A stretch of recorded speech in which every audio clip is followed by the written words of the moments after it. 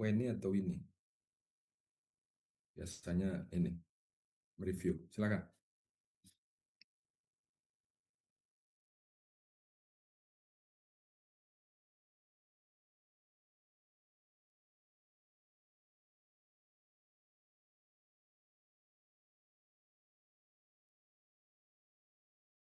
Gak ada? Kok bisa nggak ada nih? Ketua kelas ya, Mas Abdil. Kemarin itu nggak usah dijelasin seperti tadi. Sampai mana ininya kuliahnya? Untuk pembahasan PowerPoint-nya, Pak. Hmm. PowerPoint maupun di papan tulis. Yang kalau untuk terakhir di catatan saya sih yang Volcanic Center ya, Pak. Tapi mungkin yang lain kalau misalkan ada yang lebih lengkap lagi, boleh diperbaiki. Apakah benar, teman-teman?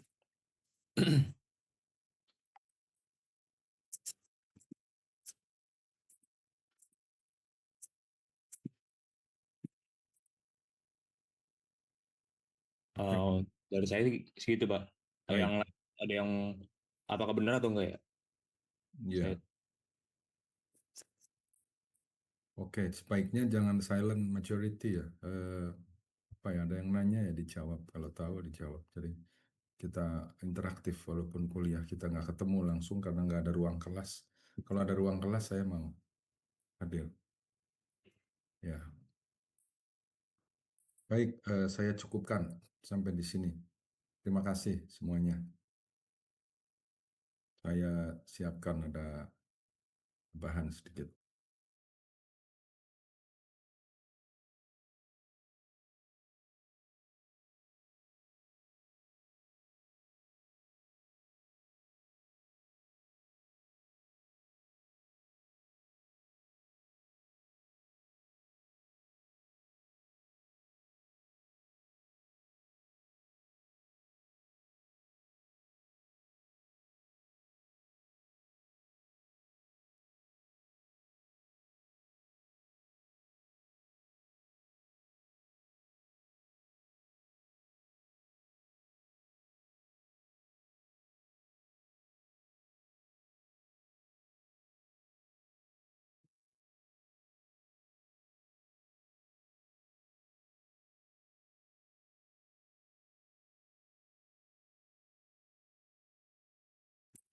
Pak, mungkin yang terakhir itu, maaf saya ini, di tipe hot spring yang Florida, yang di gunung, contohnya di Gunung Andasi dan Gunung Maria. Ya, ya. Itu daerah Tawau namanya. Ya, Ya, nanti Anda biasakan itu eh, mencoba untuk memahami sistem geotermal dalam bentuk aplikasi. Sehingga ketika ke lapangan, lihat peta dan sebagainya masih apa sudah bisa nyambung. Ini saya akan kasih lagi sebentar lagi.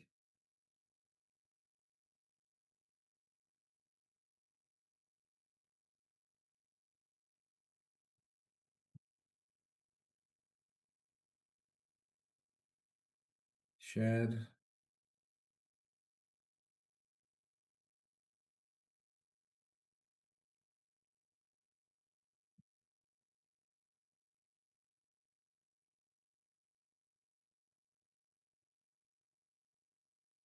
Sudah muncul? sudah, Pak. Sudah, Pak. Oke. Ini untuk pembelajaran Anda ya. Jadi sudah pernah saya tayang ini gambar ini? Belum ya? Belum, Pak. Hmm. Baik. Kalau saya tanya ini lingkaran ini apa? Struktur lingkaran dalam geologi apa disebut?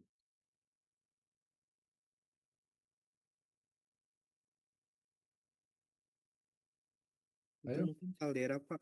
kaldera. Ya, kaldera. Apa itu kaldera? Kaldera itu apa? Siapa yang tadi jawab? Jadi kalau kaldera itu biasanya terbentuk akibat misalkan suatu gunung mengalami erupsi besar, lalu karena magmanya itu keluar keluar akibat erupsi itu, jadi magma chambernya kosong, lalu dia itu collapse, jadi bentuk kaldera, Pak. Magma chamber yang kosong terjadi Menurut kolaps. saya gitu sih, Pak. Iya, iya, iya, iya. Tapi yang jelas lingkaran itu terbentuk karena ada apa yang membentuk lingkaran itu?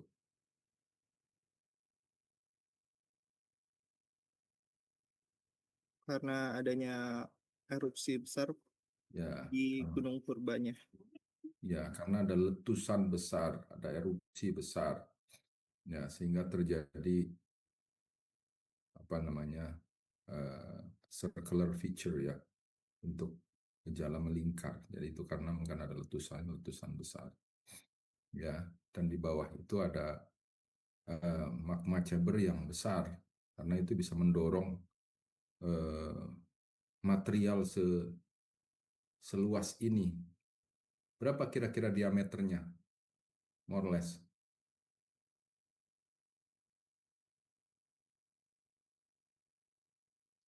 Berapa? Itu yang di bawah bawah sini itu, ini 0 sampai 5.000 meter. Kira-kira diameternya berapa ini? Ayo dong, cepat. Kira-kira aja. 10 kilo nggak sih Pak? Atau berapa? Iya, ini kan 5 aja segini ini sih. Berarti ini sini gini 5, ini 5, 20 Pak.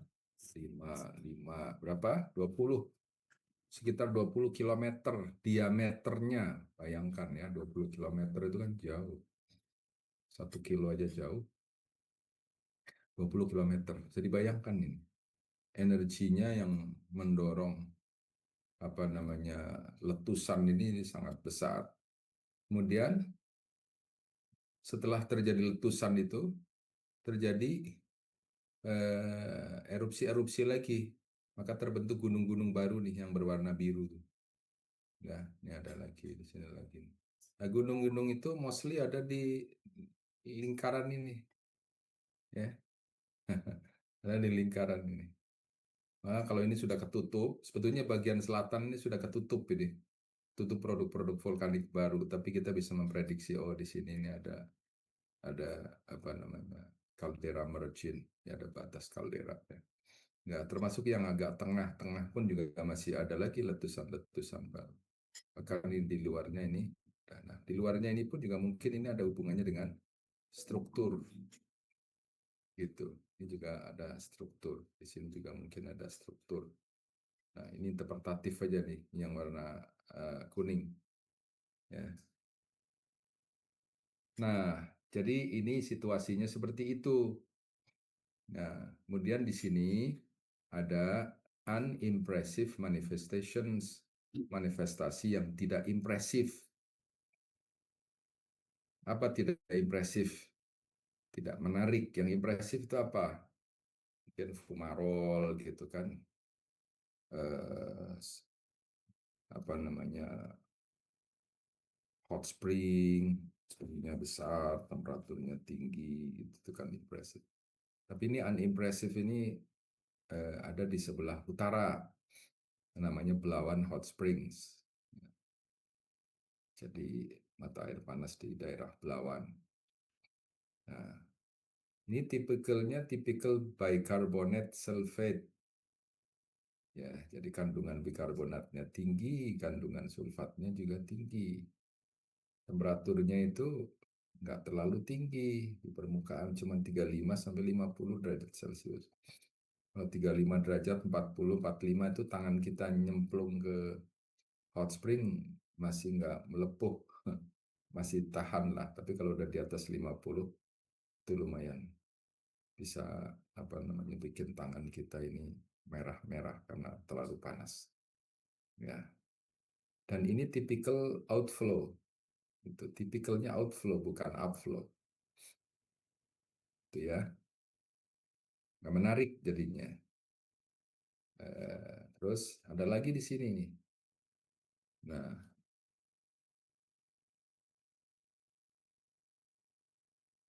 ada lagi di sini. Ini Apa tuh yang gambar atas yang kuning-kuning itu apa?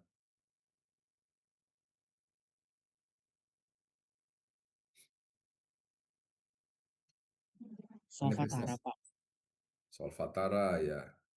Fumarolnya ada solvatara, sumarol itu semburan semburan uap. Ya, jadi karena ada solvatara ini, kandungan asamnya gimana? Tinggi. Tinggi, Pak. Ya, kemudian di bawah sini, ini juga ada solvatara nih. Nah, tapi ini ada apa nih? Yang hijau ini apa nih?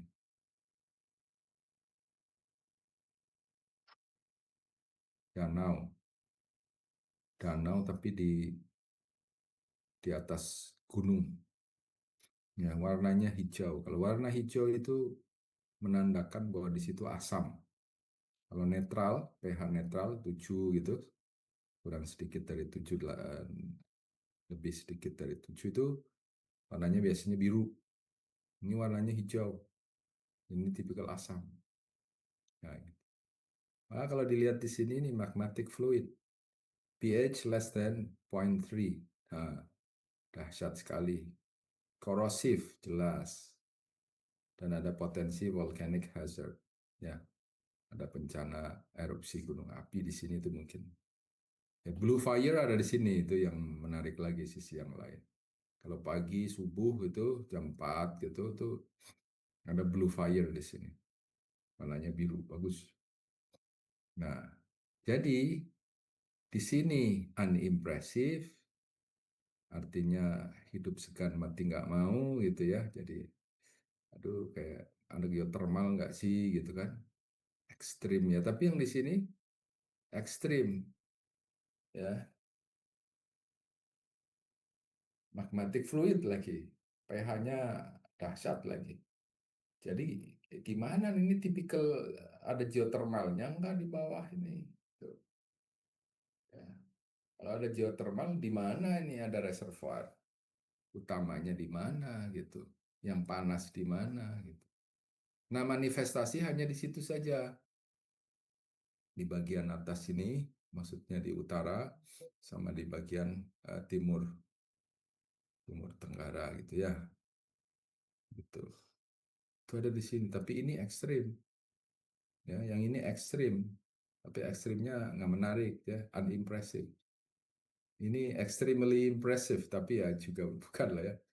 Ini apa namanya, bahaya gitu. Nah, nggak ada informasi lagi di sini. Tidak ada informasi tentang eh, sistem geothermal di sini, kecuali dua ini aja. Nah, ya, ini lapangan yang sangat sulit. Silakan. Pertanyaannya adalah, apakah di sini ada geothermal? Kalau ada geothermal, apa alasannya? Kira-kira sistemnya apa nih? Volcanic system, volcanic hydrothermal, atau mungkin hydrothermal, ya alasannya apa? Gitu. Oke, silakan. Nggak usah takut ya. Silakan Anda berpikir, belajar. Gitu. Ya, Pak Yunus akan monitor ya kan kalau ada yang keliru apa ya. Jadi betulin, lurusin. Silakan.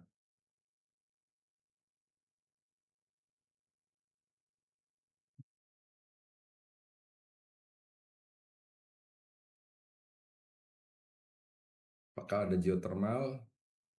Ada sistem geothermal? Kira-kira sistem geothermalnya apa? Kalau ditanya kira-kira pusat reservoirnya ada di mana kan gitu. Tadi kan dijelaskan di Tawau ya, Apas Kiri, Balung dan sebagainya. Kalau di sini gimana?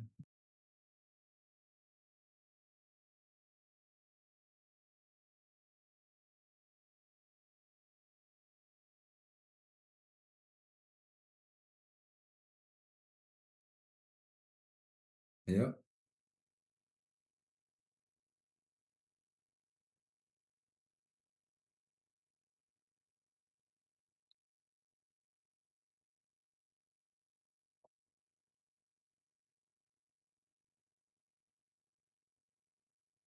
Nggak ada yang berani?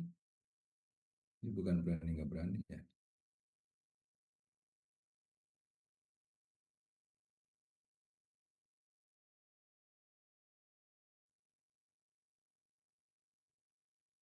Atau jadi kuis aja gimana? Kalau nggak ada yang jawab jadi kuis, jadi yang jawab semuanya. Atau kalau nggak mau kuis nggak apa-apa. Ini buat mid test. Nah gimana? Oh nggak.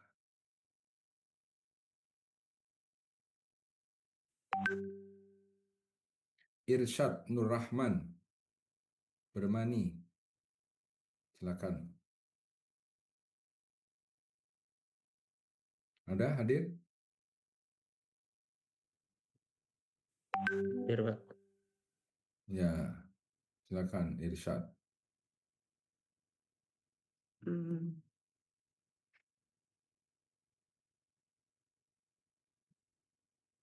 Ada geothermal nggak Irsyad?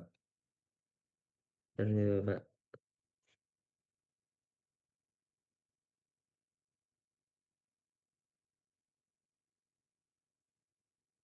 Ada sih Pak, harusnya dia karena Ada harusnya ya. Apa alasannya? alasannya karena kan ada manifestasinya di sini di hot spring, ada hot springnya. Kalau dari yang saya lihat kan kalau hot spring kan berarti dia biasanya outflow ya. Dari zona patahan sini mungkin sumbernya di ini mungkin Pak di apa ini? Ini gunung kan ya? Gunungnya banyak. Iya, sumbernya mungkin dari sini yang volcanic center center vulkanik ada di sini karena klaster si gunungnya banyak dari sini sih Pak. Hmm.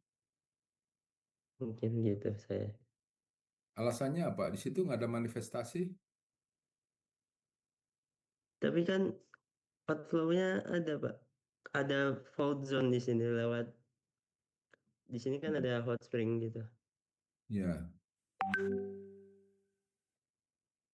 Apakah yang sebelah kanan yang timur itu bukan outflow? Bukan upflow. Yang mana Pak? Mohon maaf. Kanan itu. Yang timur. Nih. Oh ya, oh, ini juga. Oh iya deh. Aggression from landmark langsung. Ya,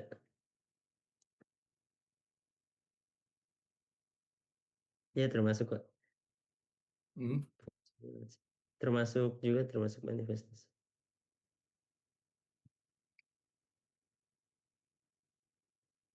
Ya baik. Terima kasih. Ya. Irsyad. Jane Caroline. Silakan. Gimana pandangan Anda? Apakah ada sistem geothermal di sini?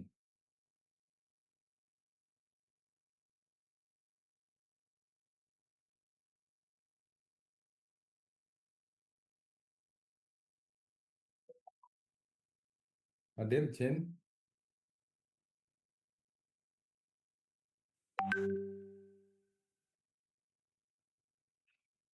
Wah, nggak nyaut. Gimana ini? Ada yang lain? Saya izin menjawab, Pak. Ya, Weni, silakan. Bagus. Mungkin menurut saya sistem geothermal yang ada di gambar tersebut itu kemungkinan bertipe vulkanik geothermal system eh, karena alasannya pertama terdapat fluida magmatik di dalam sistem geothermal tersebut karena tercantum jelas di gambar bahwa terdapat magmatic fluida di mana pH-nya kurang dari 0,3. Terus adanya aktivitas solvatara dan danau kawah yang berwarna kehijauan itu seperti terlihat pada gambar yang memperkuat indikasi bahwa sistem panas bumi di lokasi tersebut itu ada hubungannya dengan aktivitas vulkanik. Terus juga adanya manifestasi panas permukaan kayak hot spring gitu, Pak. Jadi Hmm. yang disimbolkan dengan warna merah di area dan area alterasinya dari alterasinya menunjukkan adanya sirkulasi hidrotermal yang aktif, di mana itu merupakan ciri khas dari sistem geotermal pada daerah vulkanik. Mungkin itu saja menurut saya. Baik. Terima kasih. Jadi ya makasih Weni. Sebentar. Jadi ini ada sistem geotermal, tapi sistem geotermalnya volcanic system. Karena apa? Karena ada magmatic fluid dengan pH dahsyat ya 0,3 kurang. Solvatara, bahkan solvataranya ini bisa ditambang gitu. Itu lagi pada menambang itu. Jadi ditungguin nanti tebel lagi itu, nanti bisa dibongkahin. Ini luar biasa ini. Ya, oke. Tapi yang di utara itu ada manifestasi tapi tidak impresif. Nah, jadi gimana nih? Apakah lapangan ini bisa dikembangkan? Apakah lapangan ini bisa dikembangkan? Mengingat ini volcanic system. Gitu. Gimana ini? Bisa, Pak. Bisa. Tapi ini volcanic system gimana? pH-nya sangat dahsyat itu. Kalau bisa dikembangkan maksudnya gimana? Fluida yang keluar nanti fluidanya fluida korosif. Dan kalau dibikin power plant di situ juga bahaya karena ada volcanic hazard. Potensi-potensi itu kan besar.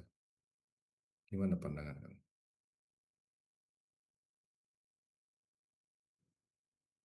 Mungkin bisa dikembangkan, Pak, tapi perlu apa namanya kayak kemajuan, perlu adanya teknologi atau metode yang lebih canggih karena sangat beresiko untuk mengembangkan lapangan tersebut. Iya, satu beresiko. Kalau bilang teknologi, teknologi apa? Ya, kamu harus hitung biayanya. Ya, kalau airnya air asam itu, kamu alirin ke pipa, pipanya keropos semua. Jadi investasi besar pun juga akan habis. Jadi ini secara bisnis itu tidak masuk, tidak ekonomis dan risikonya tinggi. Ya, kalau bisnis kan tentu yang risikonya relatif kecil, tapi profitnya bagus gitu kan, sustainable gitu. Nah, gitu. Nah, pertanyaan lain, apakah ada kemungkinan sistem geothermal di situ yang lain lagi dari yang magmatic fluid ini? Apakah ada possibility lain? Saya sengaja ngasih case yang berat, ya. Dan ini real case, ada di lapangan. Ada yang ingin menjawab? Terima kasih Weni tadi sudah menjawab.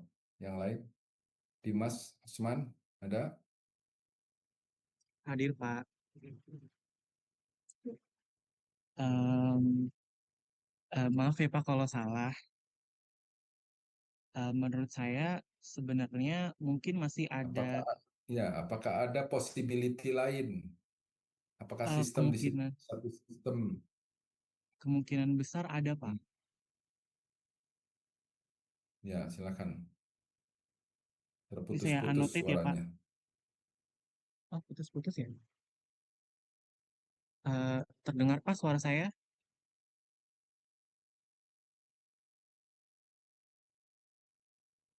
Eh, Permisi Pak. Silakan. Oke, mungkin bisa saya annotate. Kalau menurut saya di daerah sini Mana belum kemungkinan besar muncul? masih ada sistem geothermal, Pak. Karena kalau misalkan kita ngelihat di bagian sini ada outflow-nya, Pak. Jadi kayak outflow-nya itu sesuai sama fault zone-nya, Pak.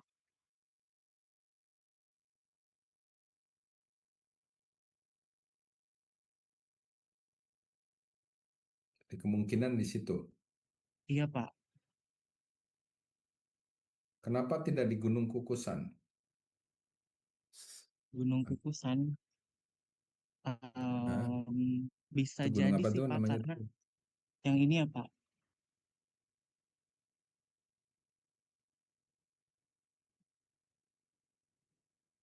Kenapa tidak ya di Kukusan atau mungkin di Gunung Lengker, Lengker, Gunung Kunci sebelah kiri gitu.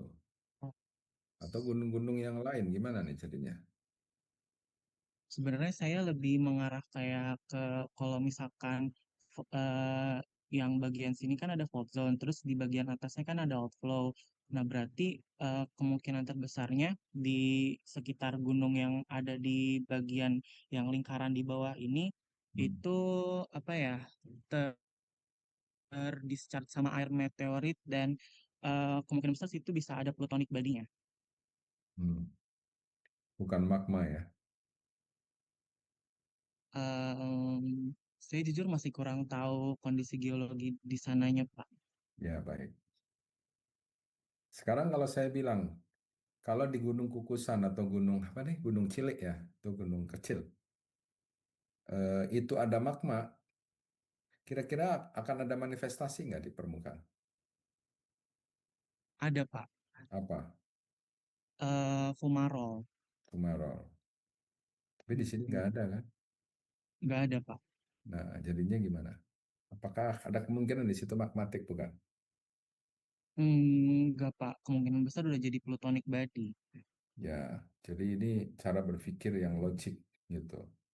Magmatic heat source itu kan mengandung gas banyak, CO2, SO2, mungkin kalau ada temperaturnya tinggi ada HCl, ada HF. Setidaknya ada fumarol.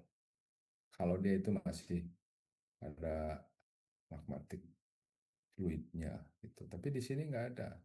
Jadi manifestasi kayak fumarol hot spring itu hanya dua tempat itu aja itu, nggak ada lagi di tempat lain gitu. Ya ini menarik kalau ada geothermal. Tapi mungkin nggak ada dari Gunung Ijen ini yang sebelah timur itu outflow-nya ke utara. Kalau kamu kan gambarnya tadi dari Gunung Kukusan ke utara.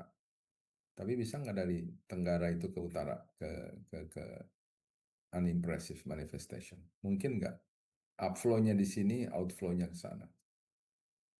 Mungkinkah? Em, Mungkin, Pak. Ya, mungkin saja ya kan. Jadi Mm-mm. kemungkinan itu tidak ditutup. Yang menarik lagi di sini tuh ada, kalau kamu Spring. ada jeli nih.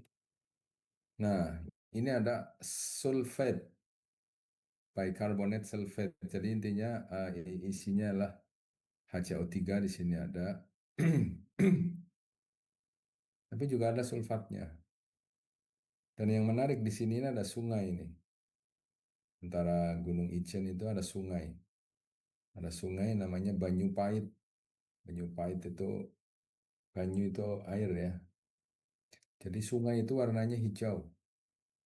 Apalagi di batuan-batuan di sini, batu keras itu ngalir ngalir air. Tipis-tipis saja dari atas sini. Jadi rupanya ada limpasan air dari sini. Gitu turun gitu, menuruni gunung di sini. Gitu sehingga ada sungai. Ya, tapi bukan sungai bayangannya sungai yang seperti Ciliwung gitu, bukan. Tapi kayak kayak limpahan air aja itu. Tapi mengalir deras gitu. Ya, jadi kalau kalau kita lagi jalan di antara batu-batu itu tuh ada namanya Banyu Pait itu bisa ngalir sampai ke sini. Nah, airnya apa nih?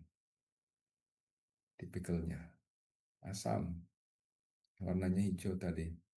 Jadi tipikalnya asam itu ngalir bahkan sampai ke sini. Gitu. Jadi di sini itu ada sulfate-nya itu sulfate limpahan dari atas, bukan dari bawah. Bukan dari subsurface, tapi dari surface. Karena ada air yang dari danau itu ngalir ke sini. Oke ya, jadi jangan dianggap bahwasanya di sini itu upflow karena ada sulfate-nya kan gitu. Makanya saya tulis typical outflow. Ya, nah di sini lagi travertin banyak. Travertin itu endapan apa?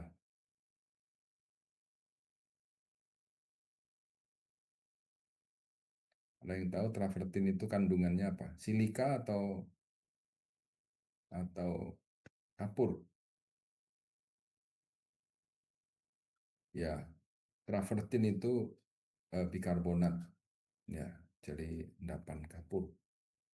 Karena ternyata di bawah sini itu ada lapisan eh, sedimen ini karbonat.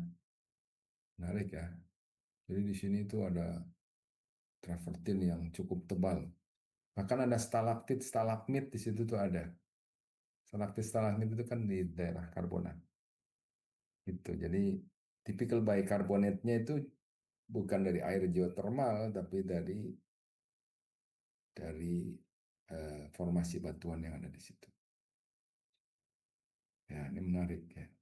Memang informasinya masih minim gitu. Tapi minim ini minim minim ya, kunci-kunci gitu kan. Gitu. Jadi ada kemungkinan dari sini.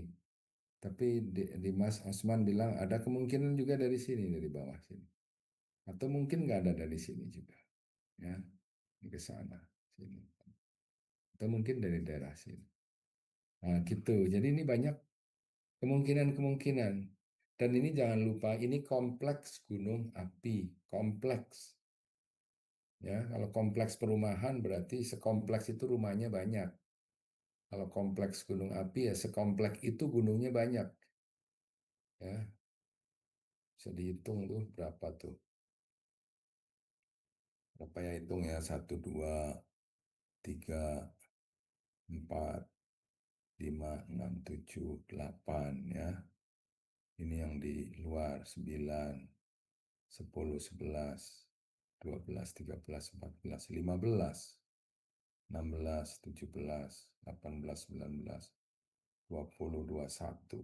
Untuk segini aja ada 21 gunung. Ya, banyak gitu. Ya, ini menarik. Nah, secara remote ini dari remote sensing ya, termasuk juga dugaan-dugaan ada fault itu pun juga dari remote sensing. Ya, dari geologi di sini tuh di cover oleh thick lava ya, jadi lava yang tebal. Ya, itu mungkin juga yang menyebabkan nggak ada manifestasi yang keluar karena lavanya tebal di sini. Ini produk-produk gunung apinya kan banyak letus, letus, letus, letus. Itu maka di dalam kaldera itu pun juga sudah terkubur oleh letusan-letusan baru, baik berupa lava maupun berupa piroklastik. Itu ya. Nah, nggak ada manifestasi. Jadi geochemistry juga nggak terlalu banyak berkontribusi karena airnya air yang sudah terkontaminasi. Air sudah bercampur dengan batuan karbonat, ya. Udah bercampur sama asam. Ini agak susah nih. It's not pure water from geothermal reservoir. Gitu. Yang ini sulit juga karena ini volcanic. Ya, jadi nggak ada informasi lain, nggak ada hot spring atau apa, nggak ada. Ya, sehingga geochemistry pun nanti kita diskusi setelah mites ya. Geochemistry pun juga tidak terlalu banyak berkontribusi karena datanya sudah data yang terkontaminasi, fluidanya terkontaminasi. Geologi gimana? Geologi ya begini aja, ya sudah dapat informasi gini, di atasnya tercover lava, ya the only G for apa namanya discovering geothermal system ya geophysics ini. Tapi kamu mau ngarahin survei geofisik di mana? Kan gitu.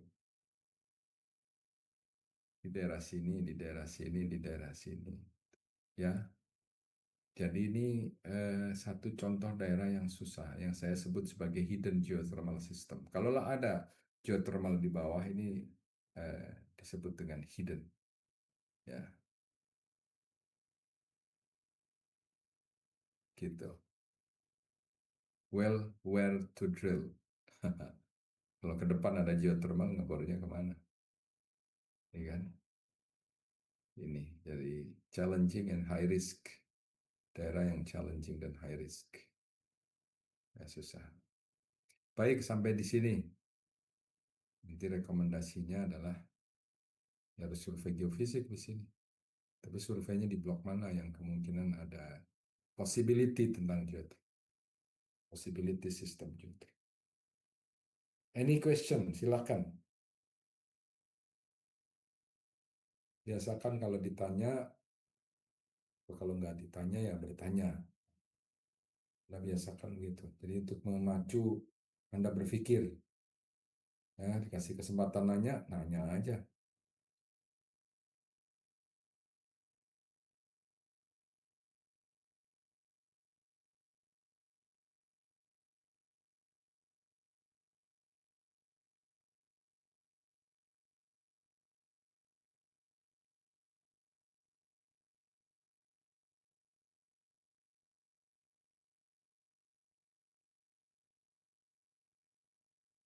Ayo, nggak ada yang bertanya? Cukup sampai di sini?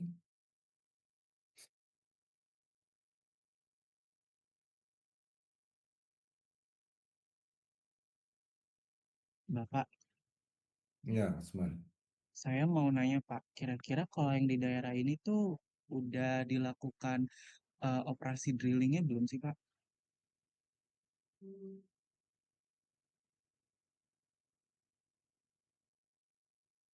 Saya belum bisa menjawab dulu pertanyaan Anda, karena jawaban Hmm. saya akan memberikan clue untuk jawaban Anda yang lain. Oh, baik Pak, terima kasih. Ya, nggak apa-apa. Itu bukan nggak boleh nanya. Silakan ya yang lain kalau ada pertanyaan. Saya izin 1 menit aja.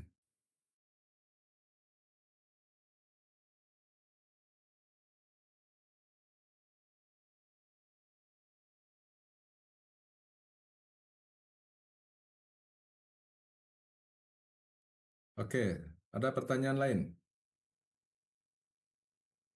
Apakah di sini ada kemungkinan sistem geothermal yang lain selain yang magmatik dan outflow tadi? Sumber heat source ini sebetulnya ada di mana gitu. Ya, kalau yang di sini yang ada tulisan magmatiknya itu sudah jelas heat source-nya ini magma ini. Tapi apakah ada plutonic padi? Nah, tadi Osman bilang ada. Nah, mungkin salah satunya di Gunung Kukusan, Gunung Cilik gitu kan. Nah, dan mungkin juga ada di tempat-tempat yang lain. Ya, begitu. Nah, tapi kita juga nanti bisa melihat itu mana yang tua, mana yang muda. Ini kan ada semacam evolusi. Pak, ada gunung api yang aktif, yaitu aja di Gunung Ijen yang kanan. Ada lagi di sebelah sini nih. Kursor saya kelihatan ya? Terlihat Pak. Terlihat ya. Baik, Abdul. Kasih. Itu di sini ada Gunung Raung namanya. Ya, Gunung Raung. Nah, itu ada gunung api masih aktif. Ya, mungkin volcanic system. Ya, tapi di sini yang aktif di sini. Yang lain ini nggak ada nih. Gunung-gunung ini sudah nggak kelihatan aktif ini. Gitu. Apakah di bawahnya ada kemungkinan plutonik padi? Gitu. Gimana, Dimas? Apakah ada possibility di bawah-bawah ini ada plutonik padi?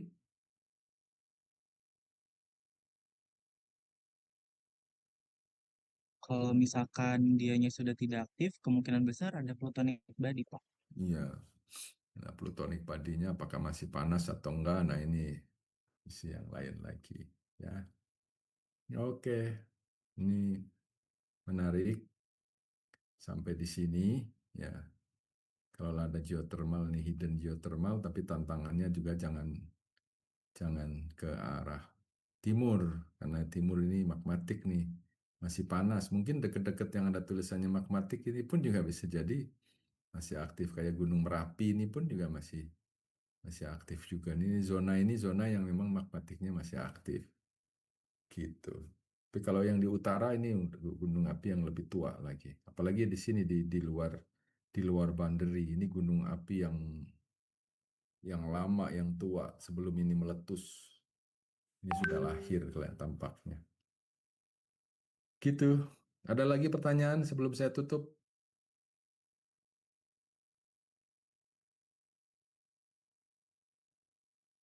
Ya, silakan Anda pelajari ya.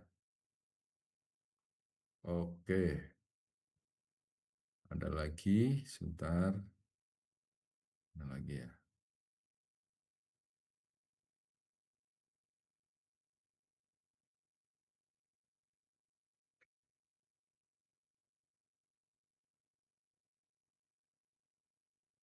Eh,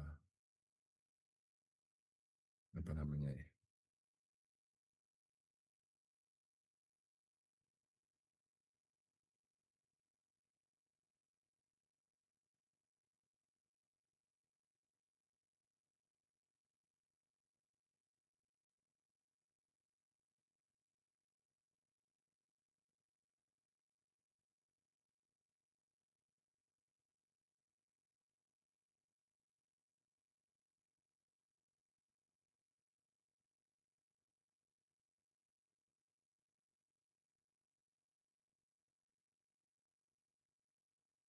Sudah terlihat?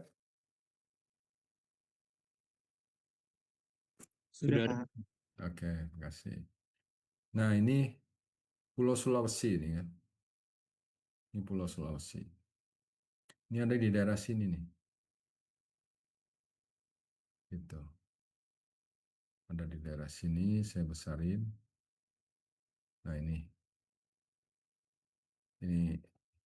lumayan kompleks gitu ya. Gitu. Mungkin bisa dilihat lagi yang ini.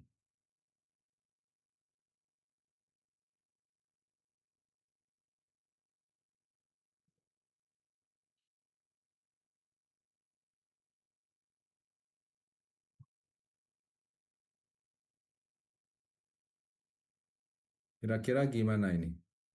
Pusat pusat upflow-nya atau pusat reservoirnya di mana ini? Ini isinya hot spring ya, semuanya hot spring aja, nggak ada fumarol. Tidak ada fumarol.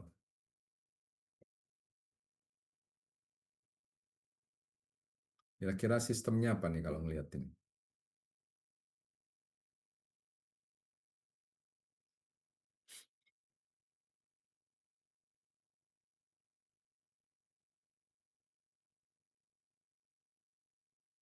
Ada yang tahu?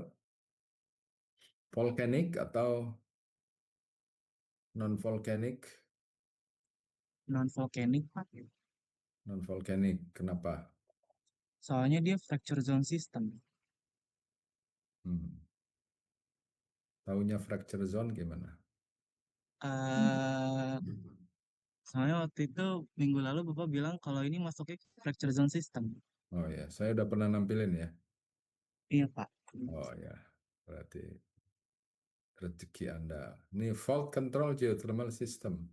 Tahunya gimana? Tahunya bukan minggu lalu ya. Minggu lalu oke lah saya udah ngasih tahu. Ini ada fault besar ini. Ya, ini strike slip fault. Kelihatan kan? Ini namanya sesar Palu Koro. Ini sesar besar ini. Dan ini ada graben di sini kan. Ada graben ini tinggian, ini rendahan, ini tinggian. Ini kayak pull apart ya. Pull apart, cekungan pull apart. Pull, tarik, apart, menjauh. Nah, itu. Kalau di sini kan cuman geser aja nih. Kalau di sini geser ngebuka gitu. Ya, di sini mungkin lebih permeable di sini. Nah, keluar hot spring nih, tung tung tung tung tung, nih, tung tung tung tung tung banyak gitu. Gitu. Ya, ada lagi infonya. Nah, seperti ini nih kalau dibesarin nih. Ya, pertemuan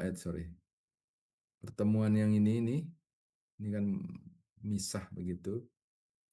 Nah, ini misahnya tuh di sini nih. Ini melebar. Ini hot spring ini, hot spring, hot spring, hot spring banyak nih. Nah, hot springnya itu ada di pinggir-pinggir sesar ini. Gitu. Bukan di tengah-tengah sini kan. Ya, tapi ada di sekitar sesar. Gitu.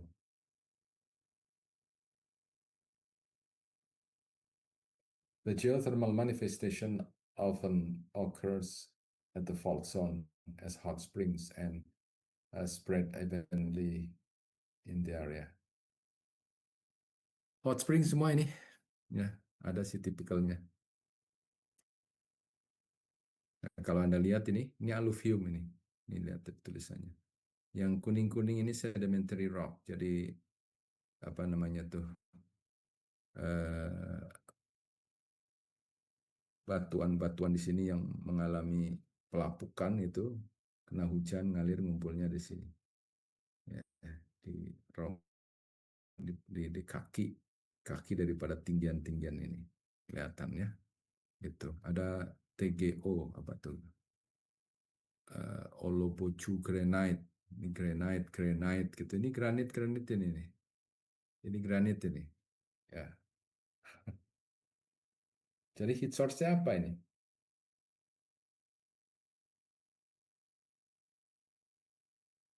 Kira-kira heat source-nya apa nih? Plutonic body atau magma atau apa? Radiogenik, Pak. Ya, radiogenik. Apa tuh radiogenik? Peluruhan radioaktif dari komponen granite-nya, Pak. Ya, dari komponen granite yang ada di dalam. Ya, kalau di luarnya itu granitnya nggak panas. Tapi di dalam mungkin ada peluru dan berasosiasi dengan sesar. Sesar ini cukup dalam, karena sesar regional itu biasanya dalam. Nah, ini kalau dilihat ini potongan apa nih? AB di sini, ini CD ya. Ini potongan AB ya ini, itu yang ada di atas. Di granit ini alluvium, di granit lagi, alluvium, granit lagi, gitu. Ini juga sama yang ini. Jadi ini graben ini, ya.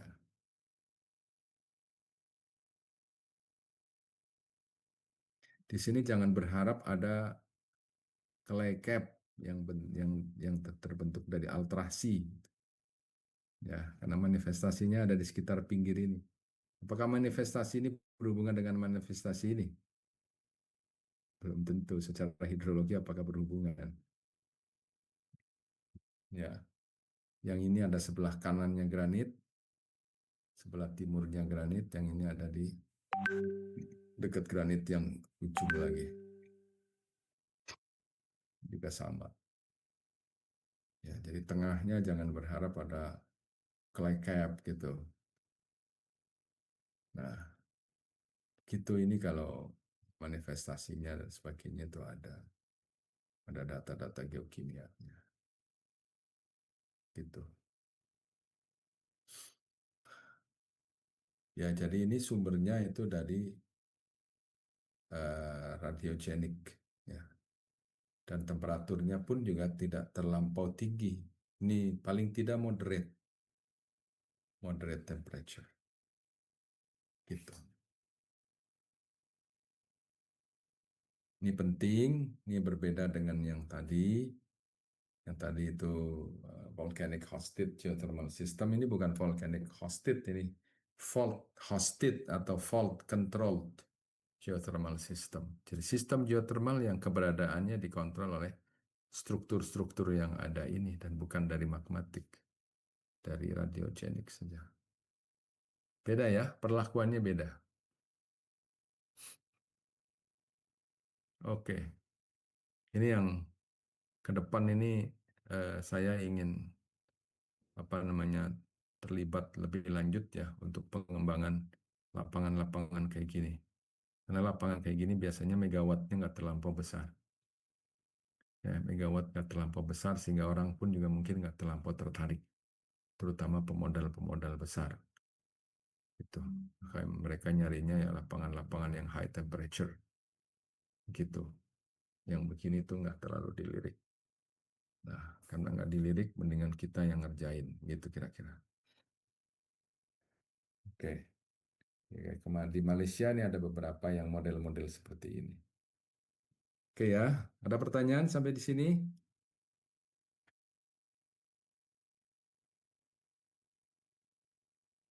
Tidak ada lagi yang bertanya. Oke.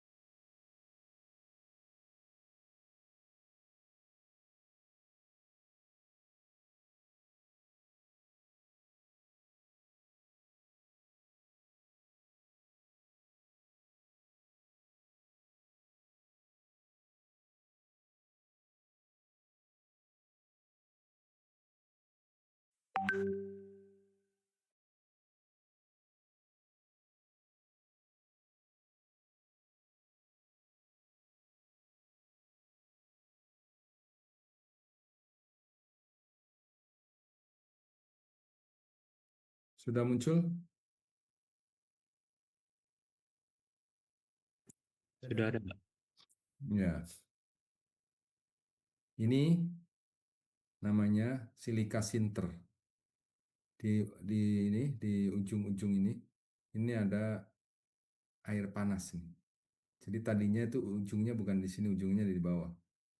Di bawah keluar air, keluar air, keluar air ya. Nah, airnya itu mengandung larutan silika. Tapi kalau temperaturnya berkurang, silikanya mengendap, bukan larut lagi. Jadi silika hanya larut di temperatur yang lumayan tinggi, katakanlah di atas 100 derajat Celcius itu silikanya masih bisa larut. Ya,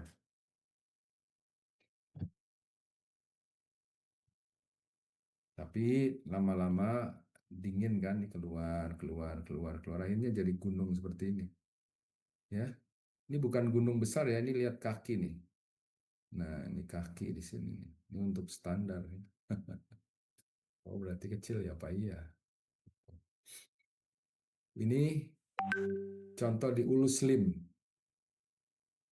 Ulu Slim di daerah Perak, Malaysia. Ya, jadi Ulu Slim, tapi ini ada steaming ground. Ini temperaturnya temperatur boiling itu. Menarik. Ini di Malaysia tuh ada seperti ini. Oke ya, ini presentasi kemarin saya. Judulnya bukan yang ini PPT yang belum final. Judulnya ini Geothermal for Malaysia's Future Energy. Itu. Ini sapi aja senang dekat-dekat nih. Ini Ulu Slim ini. Ya, ada temperatur tinggi begitu. Oke,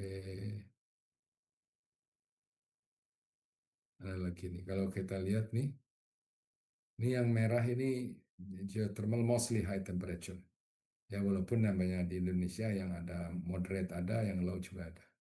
Tapi mostly ya high temperature yang ada di sini. Ya, ngalir ke Malaysia, ke mana? Ke Filipina, ke Taiwan, dan ke Jepang. Ya, tapi Malaysia ada di sekitar sini. Ya, masih Malaysia, Thailand, Vietnam, nah itu jadi beda. Di Kalimantan pun juga ada di sini apa namanya ya moderate to high temperature di Tawau yang kemarin kita diskusikan itu ada di sini Tawau. Ya tapi nggak banyak. Jadi mostly itu juga low temperature. Ini Indonesia, ya, alhamdulillah kita dianugerahi geothermal yang besar sekali. Ini di Filipina, Filipina itu sekitar 2000 mega potensinya, mostly high temperature. Ini Thailand, ini lihat ada hot spring banyak kan? Ini hot spring banyak. Ya. Tapi ini low moderate temperature. Kan mereka punya yang 300 kilowatt di Chiang Mai, namanya Fang Geothermal Power Plant. Ini the only power plant, very small, 300 kilowatt. Ya, Malaysia belum punya. Ini ada di Vietnam. Nah, Vietnam juga hot spring banyak. Tapi lagi-lagi ini hot spring saja.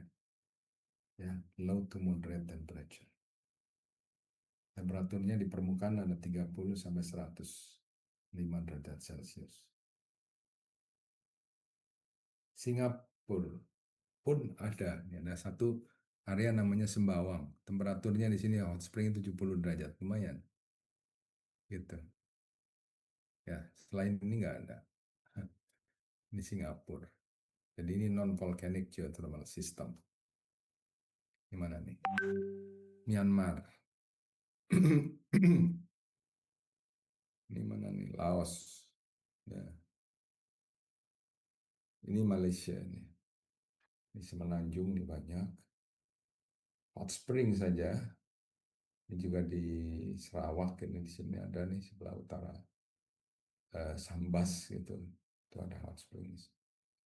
Ini ada Tawau. Mana lagi ya? Di daerah-daerah sini nggak ada apa namanya apa. Kinabalu ada di sini. Kinabalu sini ya.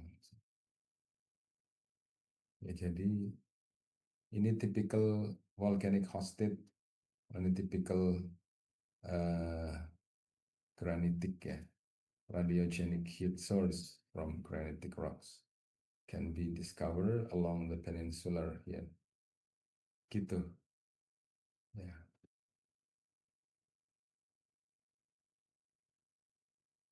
Ini overview.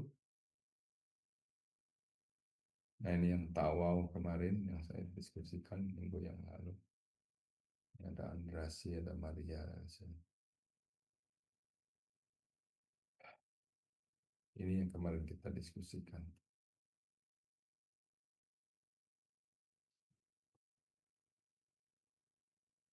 Ini, nah ini nih. Ini granit ini yang warnanya merah-merah. Ini granit. Ya. Ini granit. Jadi granitnya ini muncul di permukaan ini outcrop. Gitu. Tapi di sini itu seperti ada struktur nih di sini merah merah merah merah ini ke arah sana. Ya, ini struktur. Dan ini salah satunya adalah di daerah Perak. Itu yang kemarin saya dari sana dan ke depan insya Allah akan dikembangkan lebih lanjut. Ya, dengan berkolaborasi dengan tim dari Indonesia. Dan kita insya Allah play role di sana. Sedari awal ya tahun 2008 kami survei pertama kali yang di Kalimantan. Ini 2008 ini dulu. Kemudian 2010 memetakan geothermal dari ujung ke ujung gitu. Dengan kriteria seperti ini. Nanti kita akan diskusikan lebih lanjut ya. Ini saya ingin tayang beberapa poin. Dari banyak itu di shortlisted menjadi 7, baru nanti menjadi 3. Nah, gitu. Oke, ini contoh yang 3 itu. Ya. Kenal ini? Ada yang kenal di sini?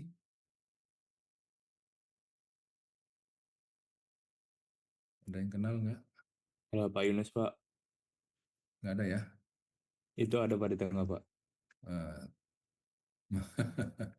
Iya, ini masih 90-an kilogram. Sekarang udah 77. Ya, itu sebelum naik mengelola ini. Jadi masih berat.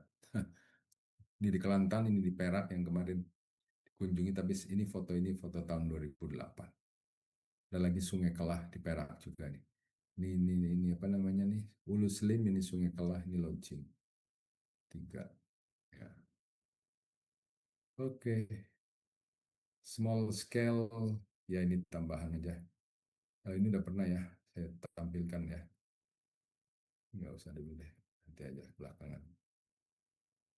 Nah ini namanya drilling technology, pakai small hole well. rignya kecil. Ini ngebor 1000 meter ini bisa sampai 2000 sih. Tapi kalau untuk 1000 meter itu lebih cocok. Apa namanya rignya nggak terlalu besar. Ya. Jadi ke depan itu untuk low moderate temperature dengan menggunakan rig seperti ini. Mudah-mudahan ke depan kita bisa punya rig seperti ini untuk bisa ngebor lapangan-lapangan geothermal yang low moderate gitu. Karena ini biayanya lebih murah.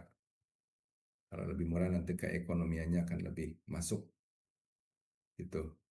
Ada lagi organic Rankine cycle. Nah,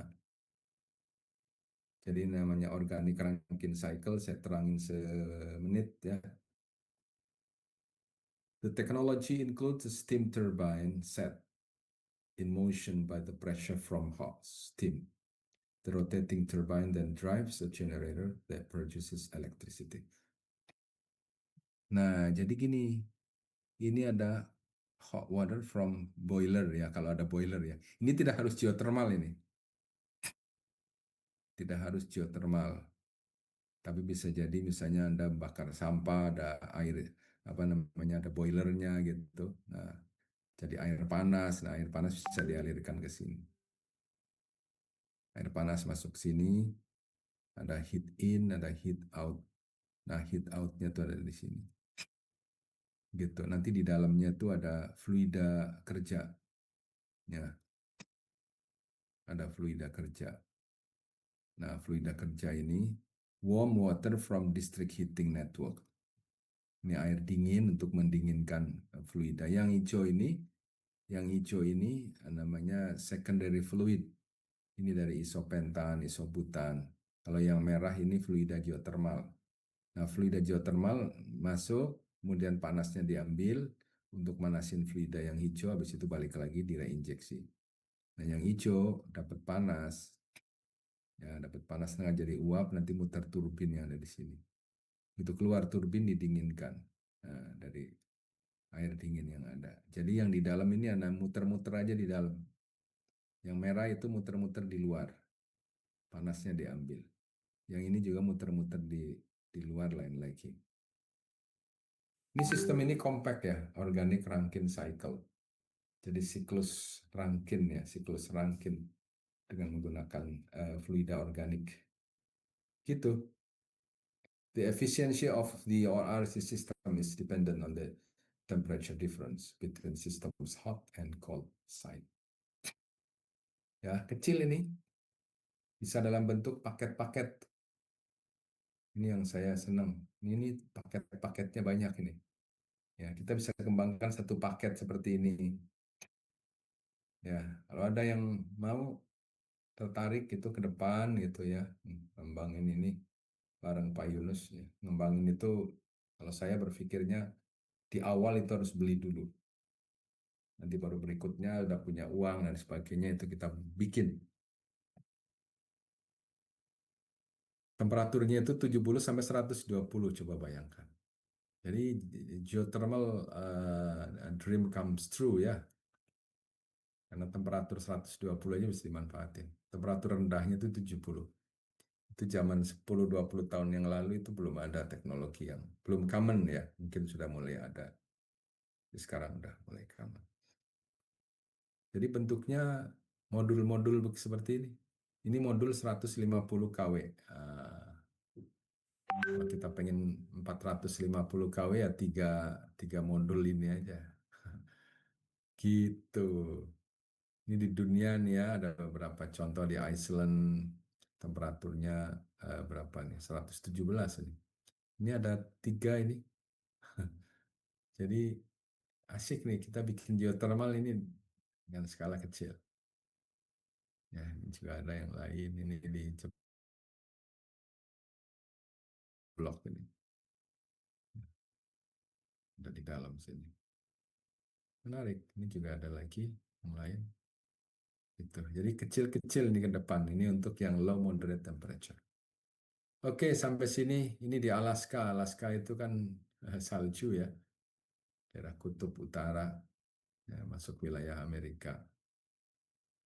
Itu ternyata di bawah es itu di dalamnya ada geothermal dikembangkan. China Hot Spring. Oke, ada pertanyaan sampai sini?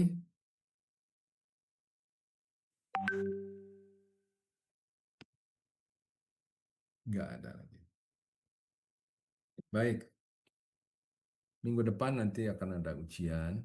Ujiannya itu isinya berkenaan dengan saya ingin mengeksplor kemampuan pemahaman Anda terhadap apa yang sudah diajarkan. Jadi apa itu geothermal mungkin bisa ditanyakan. Geothermal sistem volcanic system itu apa, volcanic hydrothermal system apa, ciri-cirinya apa, heat source-nya apa, ya kan, reservoirnya isinya fluida apa dan sebagainya, ya. Kandungan-kandungan di dalam sistem itu apa, misalnya ada magmatik kandungan magmatiknya itu apa gitu, ya.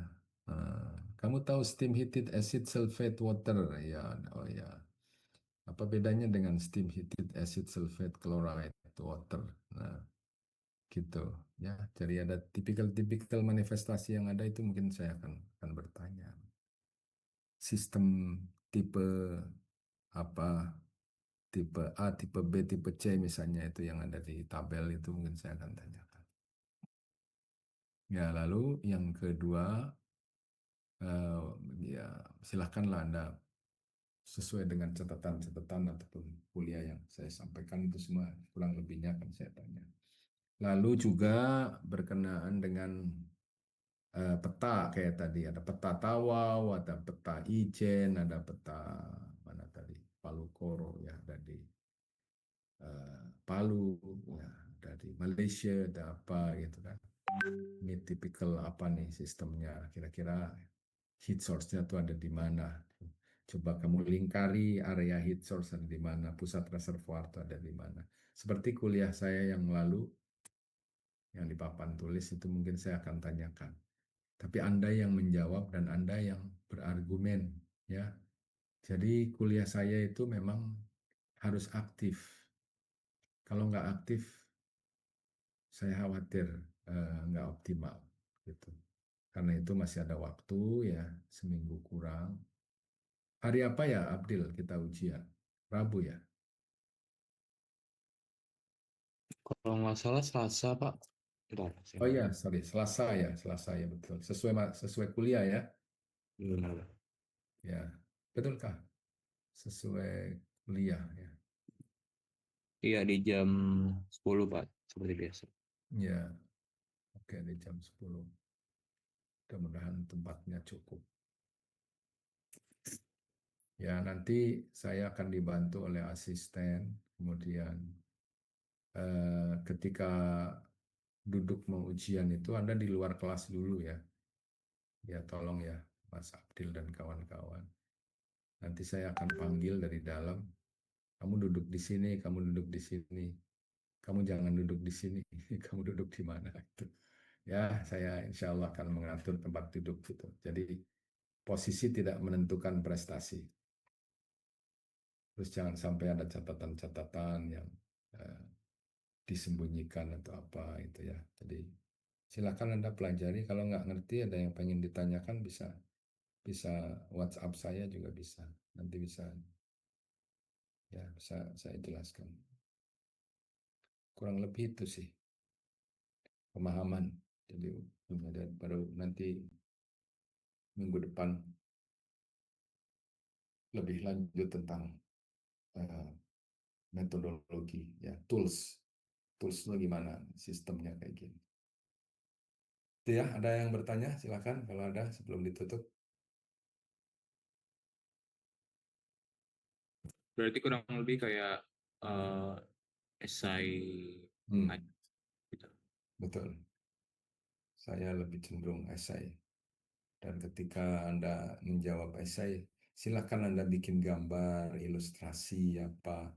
Karena gambar dan ilustrasi bisa mewakili 1.000 kata ya. Dan nulis 1.000 kata bisa berlembar-lembar, tapi dengan satu gambar ya, kamu penjelasannya jadi lebih lebih ringkas karena sudah tergambarkan dengan baik. Itu juga Anda harus gunakan sebaik-baiknya. Yang merasa tulisannya hanya bisa dibaca oleh dirinya sendiri, ya coba nanti kalau ujian supaya Pak Yunus bisa baca. Terus terang kalau saya mengoreksi terus nggak mudah dibaca, mungkin jadi kurang happy saya tuh mengoreksi itu. Ya silakan. Mestinya sih semua orang menulis dengan baik ya, karena menulis itu kan ada apa ya, stroke-nya. Sayang di zaman era sekarang itu kurang terlalu diajari menulis yang baik seperti di zaman dulu. Ya, kalau tulisan kanji Jepang misalnya atau Cina itu sudah struknya sudah tertentu, ya Arab itu struknya itu tertentu dari kiri kanan, dari kanan ke kiri, atas bawah itu sudah tertentu. Tapi kadang-kadang menulis Latin Indonesia ini banyak saya temukan. Karena itu silakan dipikir supaya nanti ketika menjawab pertanyaan-pertanyaan saya terjawab dengan baik, kalimatnya juga bisa runut, bisa difahami orang, tulisannya pun bisa dibaca. Kalau ada gambar-gambarnya yang komunikatif. Kalau gambar pakai bolpen akan susah, nanti dihapus lagi, bawa aja pensil. Ya, bawa pensil digambar di situ. Kalau nggak benar dihapus masih bisa. Jadi itu tidak dicoret itu karena pakai bolpen. Agak teknikal tapi ya ini sering saya temukan sehingga kadang, oh Pak ini nggak berlaku Pak, udah saya silang. Nah, jadi nggak rapi itu, berantakan. Baik, itu ada lagi Dimas atau Irsyad atau Weni atau Abdil, silakan kalau ada pertanyaan lagi. Baik, kalau nggak ada saya kira cukup ya. Silahkan Anda pelajari, mudah-mudahan Anda bisa menjawab mengikuti UTS dengan hasil yang terbaik. Saya kira demikian, saya akhiri pertemuan pagi hari ini. Terima kasih semuanya. Selamat pagi. Assalamualaikum warahmatullahi wabarakatuh. Terima kasih, Pak. Terima kasih, Pak. Terima kasih, Bapak. Terima kasih, Pak. Terima kasih, Pak. Terima kasih, Pak. Terima kasih, Pak.